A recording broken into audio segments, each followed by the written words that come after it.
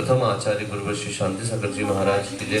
परम पूज्य मम दीक्षा गुरुवर यशष्टम पट्टाचार्य समाधिस्थाचार्य भगवत श्री अभिनंदन सागर जी महाराज की जय। द्वादशांग जनवाणी माता की। परम पूज्य आचार्य गुरुवर सागर जी महाराज की जय। पूज्य आचार्य संघ की जय। नमोस्तु भगवान। चलिए, कल हमारा विषय नए के वर्णन तक से पूर्ण हुआ था। अब इस पूरे अध्याय का उपसंहार इन सूत्रों के इस टीका के माध्यम से कर रहे हैं, उसको अपन देखते हैं। नैगम, संग्रह, व्यवहार, ऋजुसूत्र, शब्द और एवं समभिरूढ़ और एवं भूतनय, इस प्रकार से 7 नयों की चर्चा, जिनमें शुरू के 3 द्रव्यार्थिक नय और पीछे के 3 पर्यायार्थिक नय हैं। द्रव्य ही जिसका प्रयोजन है जानना वह द्रव्यार्थिक नय, और पर्याय जिसके लिए प्रयोजन भूत है वह पर्यायार्थिक नय। स्थूल विषयों को करने वाला द्रव्यार्थिक नय, और सूक्ष्म सूक्ष्मतर सूक्ष्मतम होता जाता जो विषय है वह क्या कहला जाएगा आपका पर्यायार्थिक नय। इस प्रकार से अपना कार्य करता है। ओक्ता नैगमादयो नयाः, इस प्रकार से नैगम आदि नय जो है आपके सामने कह दिए गए हैं। उत्तरोत्तर सूक्ष्म विषयत्वात् एषाम क्रमः पूर्व पूर्व हेतुकत्वाच्च, ठीक है ना। उत्तरोत्तर सूक्ष्म विषय होने के कारण इनका जो क्रम है वो जिस प्रकार से आपको बताया गया है वो क्या कहते हैं रखा गया। और ये अच्छे से ध्यान रखना कि पूर्व का जो नय है वह आगे आगे के नय का हेतु बनता चला जाता है ना। पहले नैगम नय से व्यवहार नय, संग्रह नय हेतु है किसका व्यवहार नय का, व्यवहार नय हेतु है किसका ऋजुसूत्र नय का, ऋजुसूत्र हेतु बनेगा किसका शब्द नय का, शब्द नय हेतु बनेगा समभिरूढ़ का, और समभिरूढ़ नय हेतु बनेगा किसका एवं भूत का। और अपना सबसे ज्यादा प्रयोजन को सिद्ध करने वाला तो एवं भूत नय सिद्ध करने वाला है। अब वो चाहे पाप में सिद्धि हो और चाहे पुण्य में, या फिर दोनों से उठ करके शुद्ध ध्यान की ओर अपनी स्थिति हो, सभी जगह की सिद्धि में सबसे ज्यादा आप इसका मतलब जिस समय जो काम कर रहे हैं उस समय अपना 100% देते हैं उसमें, तो वह उस प्रकार से कार्य करता है। जैसे अपन अभी स्वाध्याय कर रहे हैं, इस स्वाध्याय में अपना 100% जा रहा है या नहीं जा रहा है, ठीक है, क्योंकि आवागमन लोगों का बना ही रहेगा, अन्य चीजें आपकी बनी रहेंगी। आपके ध्यान को स्खलित करने के लिए अनेकों साधन उपलब्ध होंगे, पर अब आप पर डिपेंडेंट है कि वास्तविकता में आपका उपयोग किस ओर आपको लेकर के जाना है, ठीक है। व्यवहारिक उपयोग जो है वह आपके वास्तविक उपयोग को स्थिर करने का कारण बनता है। इसलिए व्यवहार संबंधी उपयोग को स्थिर करने की कोशिश पूरे समय हमें करते रहना चाहिए। जब दीक्षा हुई तो गुरु महाराज जी ने सबसे पहला उपदेश दिया था हम लोगों को साहिबान। जैसे घोड़ा जब जोता जाता है रथ में या बैल घोड़ा गाड़ी में जो होती है उसकी, उसमें उसको लगाने के साथ साथ उसका जो मालिक है वो सबसे पहले क्या करता है, उसकी आंखों के ऊपर हरे कलर की पट्टी चढ़ा देता है, और उसका उद्देश्य रहता है ताकि इसका ध्यान ना भटके। वैसे ही यह उदाहरण को हमेशा अपने जीवन में ध्यान रखना चाहिए। चारों तरफ ध्यान को भटकाने के अनेकों सैकड़ों साधन उपलब्ध उपस्थित हैं, और वो प्रति समय आपको संक्लेश परिणामों के लिए निमित्त बन सकते हैं। मगर ये बात अच्छे से याद रख करके चलना, किसी चिंतक ने बहुत अच्छी बात कही है कि peoples and situations are powerless without your reactions. लोग और परिस्थितियां आपकी प्रतिक्रिया के बिना व्यर्थ है, शक्तिहीन है, उनमें कोई शक्ति नहीं है। लोगों के बातों पर यदि आप रिएक्शन देते हो तो अपन महाभारत खड़ी हो सकती है।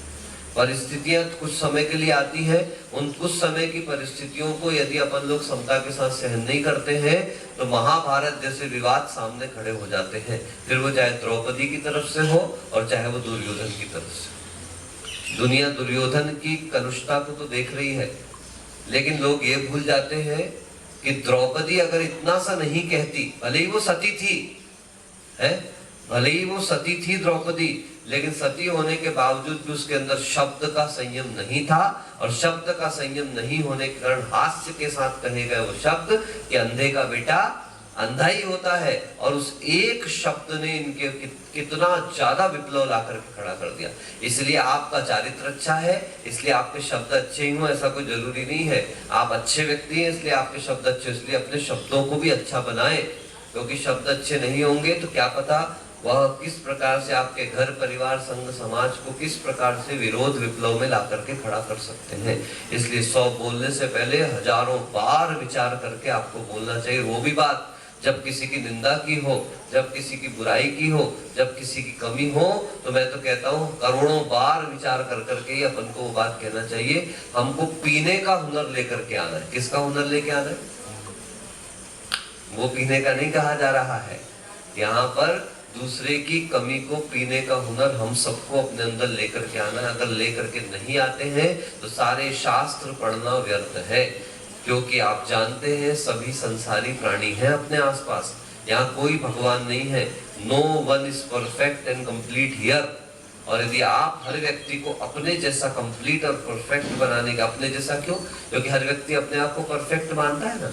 यदि आप हर व्यक्ति को अपने जैसा परफेक्ट और कंप्लीट मानने के लिए पुरुषार्थ करेंगे, मेहनत करते रहेंगे, तो समझ लीजिए कि आप सिर्फ और सिर्फ अपने समय को व्यर्थ खर्च कर रहे हैं। आप अपने आप को परफेक्ट बनाने की कोशिश करिए, वातावरण अपने आप परफेक्ट होता चला जाएगा। क्योंकि वातावरण परफेक्ट हो जाए ये एक आदर्श स्थिति है, और आदर्श हर जगह उपस्थित नहीं हुआ करते। हाँ, अब कह रहे एवं एतेनयाः पूर्व पूर्व विरुद्ध महाविषया उत्तरोत्तरानुकूल अल्प विषया द्रव्यस्य अनंत शक्तेः प्रतिशक्तिवि विविद्यमाना बहुविकल्पा जयन्ति। इसमें भी शब्द जो है वो एक्स्ट्रा है। प्रतिशक्ति विद्यमाना होना चाहिए ना, विविद्यमाना लिखा हुआ है। विद्यमान लिखा हुआ है ना, इसमें प्रतिशक्ति विद्यमान। हाँ, विद्यमाना, विद्यमाना। वी शब्द जो है वो एक्स्ट्रा आ गया उसमें, वी अक्षर, सॉरी, वी अक्षर एक्स्ट्रा है उसमें, विद्यमान होना।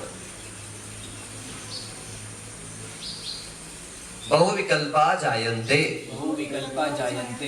क्या कहना चाह रहे हैं ये कि जो नए हैं पूर्व पूर्व विरुद्ध महाविषय वाले, ठीक है, और उत्तरोत्तर जो है वो अनुकूल अल्प विषय वाले। यदि पूर्व पूर्व की तरफ देखेंगे तो विरुद्ध विषय, लेकिन उत्तरोत्तर उनका विषय क्या होता चला जाता है? अनुकूल होता चला जाता है। मतलब ऐसा नहीं करना है कि वाइस वर्सा इक्वेशन लगवाना है जो दोनों तरफ काम करती हो। ये सीधी दिशा में तो सही काम करेगी, और उल्टी दिशा में आप लौट करके आओगे तो समीचीन कार्य करने वाली नहीं, वो विरुद्ध विषय को धारण करने वाली हो जाएगी। और इसके साथ साथ द्रव्य की शक्ति कैसी है? अनंत है। अनंत शक्ति होने के कारण, उसके कारण अनेक विकल्प वाले भी द्रव्य हमारे सामने खड़े हो जाते हैं, ठीक है ना। कि प्रतिशक्ति उनकी शक्ति की अपेक्षा से देखें तो विद्यमाना बहुविकल्पा जायते। यदि सबकी शक्ति की दृष्टि से लगे, एक दृष्टि से देखे तो अपन सब एक है। वही शक्ति जो प्रभु वृषभनाथ में है, सिद्ध भगवंत में है, वही शक्ति मेरी आत्मा में विद्यमान है। स्वभाव की दृष्टि से हम सब की आत्मा कैसी है? सब्बे शुद्धाहु शुद्ध, सब्बे शुद्धाहु शुद्ध नया, ऐसा सूत्र आता है कि शुद्ध नए की दृष्टि से देते सभी समान है, सब शुद्ध है, किसी जीव में कोई अंतर नहीं। और अशुद्ध नए आदि की दृष्टि से अपन देखेंगे तो हम पुरुष हैं, स्त्री हैं, मैं आचार्य हूँ, तुम शिष्य हो, हम साधु है, तुम गृहस्थ हो, तुम ब्रह्मचारी हो, वो गृहस्थ है, आदि आदि आदि कई प्रकार के भेद आपको दिखते चले जाएंगे। तो याद रखें, एक जो सद श्रावक रहता है, एक ज्ञानी व्यक्ति रहता है, वो दोनों प्रकार के नयों को लेकर के चलता है, और दोनों प्रकार के नयों के संतुलन से उस व्यक्ति का ज्ञान अपने आप में अत्यंत निर्मल होता चला जाता है। क्योंकि आपको दोनों देख के चलना है। अगर एकदम शुद्ध शुद्ध ही देखोगे तो भी समस्या खड़ी हो जाएगी। शुद्ध को दृष्टि में रखते हुए अशुद्ध के साथ हमको व्यवहार लेकर के चलना पड़ता है, क्योंकि व्यवहार में तो अशुद्ध ही आ रहा है। शुद्ध किसमें आने वाला है? आपके श्रद्धान में आएगा, शुद्ध आपकी दृष्टि में आएगा, शुद्ध आपके ज्ञान में आएगा। लेकिन व्यवहार में निरंतर क्या आ रहा है? अशुद्ध ही आने वाला है। त इते गुण प्रधानतया परस्पर तंत्राः परस्पर तंत्र सम्यक दर्शन हेतवः सम्यक दर्शन हेतु पुरुषार्थ क्रिया साधन सामर्थ्यात् साधन सामर्थ्यात् तंत्वादयः इव इव यथोपायम् यथोपायम् विनिवेश्यमानाः निर्देश्यमानः पटादि संज्ञाः पटादि संज्ञाः स्वतंत्राश्च स्वतंत्राश्च असमर्थाः।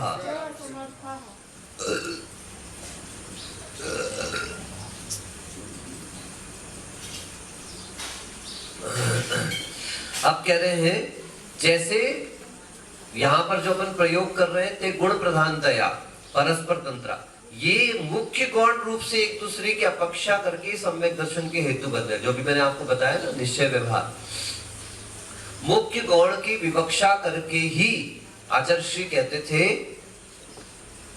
सामायिक में बैठना है, पूर्व दिशा में मुख करके बैठिए, उत्तर दिशा में मुख करके बैठिए, दक्षिण दिशा में मुख नहीं करना, पश्चिम दिशा में मुख नहीं करना, आदि आदि। देखो जमीन पर मत बैठो, कोई लकड़ी का आसन ले लो, कोई चटाई लकड़ी वगैरह की ले लो, प्लास्टिक वगैरह में बैठ के सामायिक नहीं करना, आदि आदि ऐसी कई प्रकार की बातें कही।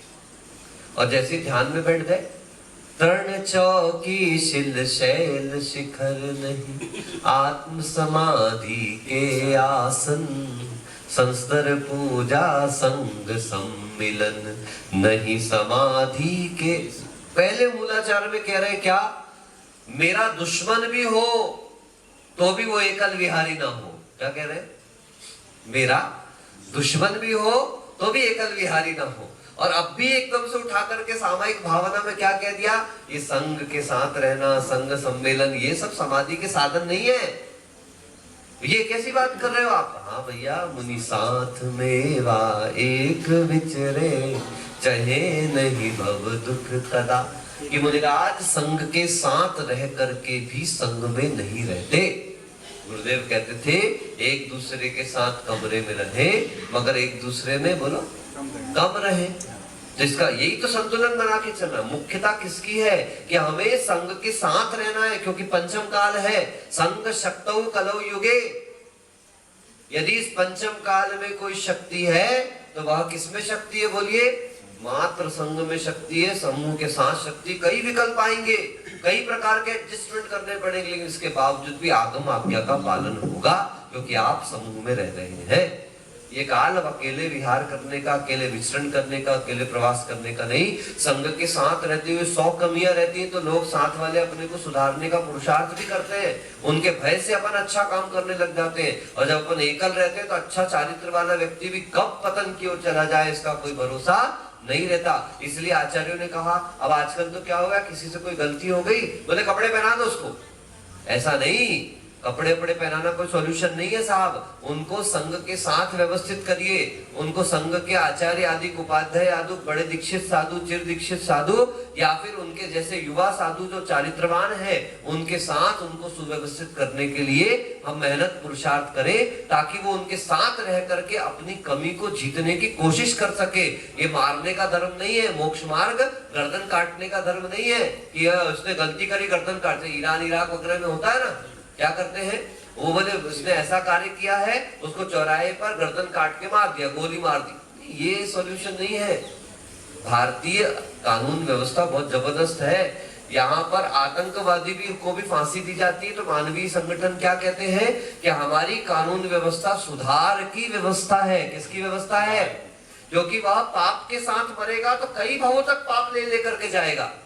मैं बहुत विचार करता था, ये बलात्कार वगैरह के केस आते सब आते तो लोग क्या करते, उनको चौराहे पे गोली मार दो। गोली मार देने से दूसरे नहीं सुधरने वाले, कोई किसी से संदेश नहीं लेता है, हमने देख लिया। और उस व्यक्ति का भी सब खराबी होना है। इसलिए सुधार व्यवस्था की तरफ भारतीय कानून की दृष्टि है। भारतीय कानून पूरे समय एक ही विषय पर विचार करता है कि उस व्यक्ति के परिणामों का परिवर्तन होना उसकी सबसे बड़ी सजा है। अगर उस व्यक्ति के परिणामों का परिवर्तन नहीं हुआ, आप फांसी दे दीजिए, आप कैसी भी सजा दे दीजिए, उस व्यक्ति का परिवर्तन नहीं है तो सजा का कोई मूल्य। इसलिए जैन साहित्य, हिंदू साहित्य और भारतीय संस्कृति सजा की जगह प्रायश्चित्त का प्रावधान करती है। किसका प्रावधान करती है? सजा नहीं, मैंने आपको कहा आज आप नमक नहीं खाओगे, सजा नहीं है महाराज साहब, ये प्रायश्चित है। चित्त जिससे प्रायः यानी निर्मल हो रहा है वह ही वास्तविकतानुस अपराध का निर्मूलन है। अपराध का निर्मूलन प्रायश्चित के माध्यम उसके अंतरंग में पश्चाताप होना चाहिए। प्रतिकरण में अपन पढ़ते ना, अंतो अंतो डज्झम्मी पश्चातावेण वेदंतो, मैं अंदर अंतर जल रहा हूं उस पश्चाताप में, उस पश्चाताप का वेदन कर रहा हूं।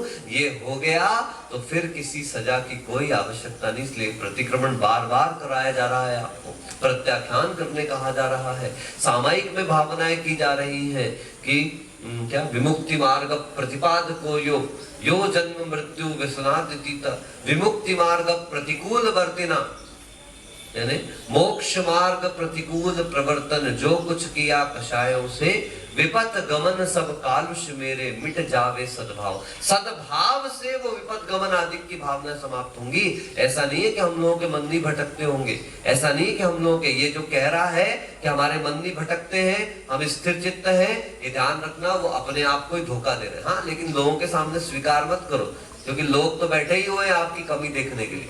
आप सारी जिंदगी मेहनत करते रहो, एक कमी ढूंढ रहे हैं, वो एक कमी मिले और इनको उतारो, इनको निकालो, इनको भगाओ, इनको हटाओ। कोई व्यक्ति संभालना नहीं चाह रहा। जैन शासन में सम्यक दर्शन के अंगों में जो सबसे महत्वपूर्ण अंग था वो स्थितिकरण के पहले भैया उपगूहन था। स्थितिकरण कीमती नहीं है, कीमती उपगूहन है। आपने उपगूहन किया नहीं और स्थितिकरण बैठ गए। पहले 4 लोगों को तो गाना गा के आ गए, अरे वो महाराज तो ऐसा करते हैं, वो महाराज तो ऐसे। अब महाराज के पास आ रहे हो, देखो महाराज आपको संभलना चाहिए। अब ये स्थितिकरण नहीं कहलाया। स्थितिकरण तब होगा, उपगूहन, पूर्व उपगूहन उसका कारण है, तब स्थितिकरण फलदायी होने वाला है। क्योंकि पहले ही पूरे में लोक व्यवहार में बना गया, अरे वो महाराज ऐसे। अब सामने वाले का मानसिकता संभालना बहुत डिफिकल्ट काम हो जाएगा। हमारे सामने संघों में ऐसे 2-3 केस आ चुके हैं कि जिसमें पहले तो साधुओं ने खुद ही उस विषय को 4 तरफ फैला दिया, गृहस्थों ने 4 तरफ फैले, 4 लोगों से बात कर दी, 40 लोगों से बात करी, और अब आकर के महाराज के पास स्थितिकरण करने के लिए बैठ रहे हैं। अब क्या स्थितिकरण, अब वो 40 लोगों की नजरों में गिर चुका है, अब उसको दूसरों के सामने जाने में संकोच। और कहते हैं ना, तेरी नजरों से गिर जाना, तेरे दिल से उतर जाना, ये वो अफसाना है जो जिससे बेहतर है मर जाना। क्योंकि जिसकी इज्जत गई थी, कल आप नहीं बता रहे थे वो एक घटना सम्मेद शिखर की, जो भी नाम मुझे नहीं लेना, लेकिन क्या होता है उस व्यक्ति का पूरे तरीके से, अब उस समय उसको सपोर्ट की आवश्यकता है। किसके? पाप के सपोर्ट की आवश्यकता नहीं है, उसको संभलने के लिए मानसिक संबल की आवश्यकता हुआ करती है। और वही मानसिक संबल उसको अनेकानेक पापों से बचा करके ले। इसलिए नए में मुख्य और गौण की व्यवस्था रखी गई है। वो इसीलिए रखी गई है कि दोनों का संतुलन जो बना करके चलता है वही वास्तविकता में वास्तविक मोक्ष मार्ग को प्राप्त करता है। धर्म में मानव धर्म भी एक धर्म हुआ करता है और वास्तविक धर्म तक पहुंचने का एक महान जरिया वो मानव धर्म बनता है। यदि मानव धर्म नहीं है हमारे अंदर तो सारे धर्म व्यर्थ हो जाते हैं। आत्मा का स्वभाव आपके लिए बड़ा दुर्गम और दुर्लभ हो जाता है। फिर कहते हैं इसी बात को आगे जो हमने संस्कृत में पढ़ लिया कि पुरुष की अर्थक्रिया और साधनों की सामर्थ्यवश यथा योग्य निवेशित किए गए तंतु आदि पट आदि संज्ञा को प्राप्त करते हैं। देखिए, जो हम अपनी तरफ से क्रिया करते हैं वो, और जो साधन है, साधन क्या है? जब चाक घूमता है ना कुम्हार का चाक, उसके ऊपर मिट्टी, अब तुम बजरी मिट्टी लेकर के आ गए, बोलो घड़ा बनेगा क्या? है रेतीली मिट्टी लेके आके घड़ा बनेगा क्या? नहीं, चिकनी मिट्टी, ऐसी मिट्टी चाहिए जिससे घड़ा बनाने के लिए चिकनी मिट्टी, काली मिट्टी की ऐसी आवश्यकता हुआ करती। वैसी मिट्टी, चाक जो है वो आड़ा टेढ़ा है तो घड़ा बनेगा क्या? नहीं। चाक भी अच्छा है, मिट्टी भी अच्छी है, उसमें पानी वानी की मात्रा भी अच्छी मिला दी है, और जो बनाने वाला आदमी है उसको बनाना नहीं आता है तो काम होगा क्या? नहीं। इसमें कुम्हार भी चाहिए, कुम्हार का दंड भी चाहिए, कुम्हार का चाक भी चाहिए, मिट्टी भी योग्य, मतलब सारी चीजों की अपने अपने जगह पर मुख्यता है। किसी ने कहा है पिच्छिका लेने मात्र से मुक्ति नहीं मिलती। सही कहते हो और गलत भी कहते हो। संयम उपकरण है, संयम का साधन है, लेकिन वह संयम नहीं है। क्या कहा? पिच्छिका संयम का उपकरण है, पिच्छिका संयम का साधन है, पिच्छिका संयम नहीं है। पिच्छिका के माध्यम से संयम का पालन किया जाता है। ये मुनि व्रतों को धारण किया है, ये साधन है, ये मोक्ष नहीं है। ठीक है ना? मोक्ष मार्ग में सहकारी साधन है। आचार्य भगवंत कुंद कुंद देव ने कहा, ओव यरणम जिण मग्गे लिंगम जहजात रूप मिति भणिदम गुरु वयणम पीवणो सुप्त क्षणम चंदितिठम। सबसे बड़ा और मुख्य यदि कोई उपकरण इस मोक्ष मार्ग में है तो कौन सा है? यथाजात लिंग उपकरण बताया है इसको। ओवयरणम जिन मग्गे, जिनेन्द्र भगवान के इस मोक्ष मार्ग में यदि कोई उपकरण है तो क्या है? लिंगम जहजात रूप विधि भणितम। सबसे पहला लिंग, कैसा लिंग? यथाजात लिंग, यानी जिनेन्द्र भगवान के जैसा यथाजात जैसा बालक हुआ करता है उस प्रकार का लिंग सबसे पहला। फिर गुरु वर्णम पीवणो, उसके बाद गुरु के वचन, उसके साथ तदयोग्य विनय, और उसके बाद फिर अंतिम होता है सूत्र का स्वाध्याय को सबसे आखिरी में रखा। क्या? सबसे पहले गुरु के शब्द हैं, गुरु के वचन हैं, और उसके बाद विनय और फिर पढ़ाई है। आपको बताऊं, जब हम रामटेक में थे, सहज सागर जी मुनिराज कौठे सार के हैं, दानोली के पास, महाराष्ट्र के, अच्छे मेरे बहुत अच्छे मित्रवत रहे हैं शुरू से, और दीक्षा हमारे साथ हुई थी। तो वो सहज सागर जी महाराज और एक महाराज और थे, वो तो उनका ग्रुप है, पर हाँ उनके साथ अभी महाराष्ट्र में। तो हम सहज सागर जी के मन में भाव जागृत हुआ कि अपन लोग जीव कांड पढ़ते हैं करके। आचार्य से तो पूछा, ध्यान ही दिया कि ये भी करना पड़ता है करके। तो वो महाराज जी तो आचार्य से पूछ करके आ गए। वो महाराज जी आचार्य से पूछ के आ गए, आचार्य जीव कांड पढ़ने का मन। आचार्य ने उनको आशीर्वाद दे दिया। अब वो आए, हम लोगों ने दोनों ने जीव कांड साथ में पढ़ना चालू कर दिया। 2 दिन 3 दिन तक पढ़ते रहे हम लोग जीव कांड। एक दिन मुनिश्री योग सागर जी महाराज ने सहज सागर जी के साथ उन्हीं के साथ रहते थे। उनने पूछा कि तो अकेला पढ़ रहा है? बोले नहीं, हमको सारी साथ में पढ़ रहे। आचार्य से पूछा तुम लोग दोबारा साथ में पढ़ रहे हो करके? तो बोले आचार्य मैं तो अपना पूछ करके आ गया हूँ। आचार्य महाराज जी ने तो पूछा कि नहीं पूछा मुझे पता नहीं, और मैंने तो बस आचार्य को बोल के आ गया था। आपको जब योग सागर जी मेरे को मिले आहार के पहले, तो बोले आपने पूछा आचार्य से आप जीव कांड का स्वाध्याय दोनों मिलके कर रहे हो? मैंने कहा नहीं। तो मैंने उनसे कहा कि इसके लिए भी पूछना पड़ेगा। तब उन्होंने गाथा कही, याद रखो, गुरु वयणम, कुछ नहीं आता आप, लेकिन गुरु के वचन पर चल रहे हो, आपको सब आता है। जिसको गुरु के वचन पर चलना नहीं आता उसको सब आते हुए भी कुछ नहीं आता, कुछ काम का नहीं उसने। और जो गुरु के वचन पर चलना सीख जाता है उसको कुछ नहीं आते हुए भी वो अपने मोक्ष मार्ग पर परफेक्ट है। उन्होंने कहा आप जाइए आचार्य से पूछ करके आइए। मैं गया आचार्य के पास। मैंने आचार्य से कहा आचार्य मुझसे गलती होगी, मैंने पूछना चाहिए, पूछा नहीं। आचार्य ने मुझे 1 साल तक जीव कांड पढ़ने मना कर दिया, और सहज सागर जी को भी बुला करके मना कर दिया। दोनों को मना कर दिया कि अभी नहीं पढ़ेंगे आपको। बात इतनी सी थी कि इस बात को हमने भी बहुत मार्क किया कि जब गुरु के आशीष, आदेश, आशीर्वाद से पढ़ते हैं तो विषय बहुत जल्दी अपने क्षयोक्षम का विषय बन जाता है, और जब अपनी मर्जी से पढ़ने के लिए जाते हैं तो विषय हमारे क्षयोक्षम का विषय। मुनिश्री प्रणम्य सागर जी महाराज जी हमारे सामने एक बहुत बड़ा उदाहरण है। मुनिश्री प्रणम्य सागर जी महाराज जी, उन्होंने बताते हैं, खुद उन्होंने बताया, महाराज हमने कई बार कातंत्र व्याकरण पढ़ने की कोशिश करी, लेकिन पंचसंधि प्रकरण हमारा समझ में नहीं आता था, पूर्ण नहीं हो पाता था, और हमको छोड़ना, 4 बार हमको छोड़ना पड़ा कातंत्र शुरू कर। फिर भाग्योदय तीर्थ में 98 में जब उनका वर्षायोग हुआ आचार्य का, उस समय आचार्य महाराज से उन्होंने जाके निवेदन किया कि आचार्य मैं कातंत्र पढ़ना चाहता हूँ, तो आपका आशीर्वाद मिल जाए तो करूँ। पता नहीं सहज रूप में आचार्य ने उनको कहा हाँ अच्छी बात है, करो करो करो, और बस उन्होंने पढ़ना चालू किया। आज वो कई ग्रंथों की टीकाएं लिख चुके हैं, यहाँ तक कि खुद आचार्य श्री का लिखा हुआ चैतन्य चंद्रोदय जो है उसकी टीका उन्होंने लिख करके तैयार करी है। प्रवचन सार में प्रभाचंद्र जी महाराज जी की टीका, समाधि तंत्र की टीका का प्रणयन उन्होंने किया, और भी शील पाहुड़, लिंग पाहुड़ की टीका उन्होंने करी, और भी ग्रंथों की टीका निरंतर करते चल जाए। सोपक की टीकाएं भी कई उन्होंने करी, अपने आप ग्रंथ लिख करके आदि आदि किया। तो ये संस्कृत का इतना प्रौढ़ ज्ञान कैसे हुआ? तो उसमें गुरु ने पढ़ाया भी नहीं, लेकिन मात्र गुरु के आशीर्वाद से काम हुआ। तो ये वाया वाया वाला काम, तो ये इससे जो है गुरु के वचन सबसे पहले अपने लिए बहुत महत्वपूर्ण जाते स्वाध्याय को चौथे नंबर पर रखा गया। तो इस प्रकार से कहने का तात्पर्य है कि पट बनाने में सामर्थ्य अकेले चाक का नहीं है, अकेले कुम्हार का नहीं, अकेले मिट्टी का नहीं, अकेले दंड का नहीं, अकेले पानी का नहीं है, किंतु उस वातावरण से लेकर के सारी चीजों का सहयोग मिलता है, तब जाकर पट रूप कार्य होता है। ऐसी संसार में भी निश्चय व्यवहार का संतुलन, इन सातों नयों के संतुलन से जाकर के हम वास्तविकता में प्रमाण तक पहुंच सकते हैं, और वही चारित्र हमारे लिए प्रामाणिक है, वही ज्ञान हमारे लिए प्रामाणिक है, जहां पर सभी प्रकार के नयों का संतुलन हुआ करता है।